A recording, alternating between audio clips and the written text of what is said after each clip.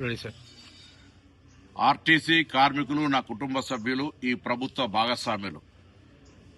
RTC విలీనము, కార్మిక సంఘాలకు సంబంధించిన గుర్తింపు అనే అంశాలు ప్రభుత్వంలో పరిశీలనలో ఉన్నాయి.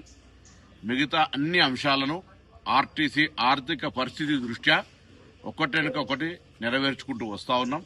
నేను ఆర్టీసీ కుటుంబ సభ్యులందరికీ విజ్ఞప్తి చేస్తా ఉన్నా. నేను మీ మంత్రిగా, మీ కుటుంబ సభ్యుడిగా, మీ తెలంగాణ ఉద్యమ భాగస్వామిగా ఏ సమస్యలైనా చర్చించి పరిష్కరించుకునే దిశలో మనం మాట్లాడుకుందాం. దయచేసి ఇటువంటి ఆందోళనలు, కొంత ప్రేరేపితమైనటువంటి ప్రొటెస్టులు జరగకుండా సంస్థను కాపాడుకుంటూ ప్రయాణికులకు సౌకర్యం కలిగిస్తూ సంస్థ పురోగతికి, కార్మికుల సంక్షేమానికి కృషి చేద్దాం.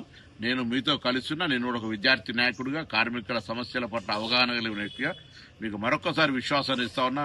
నా డోర్స్ ఎల్లవేళలా మీ కుటుంబ పెద్దగా నేను నా యొక్క బాధ్యత నిర్వహిస్తాననే మాట మా ప్రభుత్వ గౌరవ ముఖ్యమంత్రి గారు కూడా స్పష్టంగా మీకు ఈ మాట చెప్పమన్నారు. నేను ఈ సందర్భంగా తప్పకుండా తెలంగాణ ప్రజాపాలన ప్రభుత్వం ఆర్టీసీ కార్మికుల సంక్షేమము, సంస్థ పురోగతి, అదేవిధంగా ప్రయాణికుల సౌకర్యం అనే 3 ఎజెండాల మీద పనిచేస్తోంది.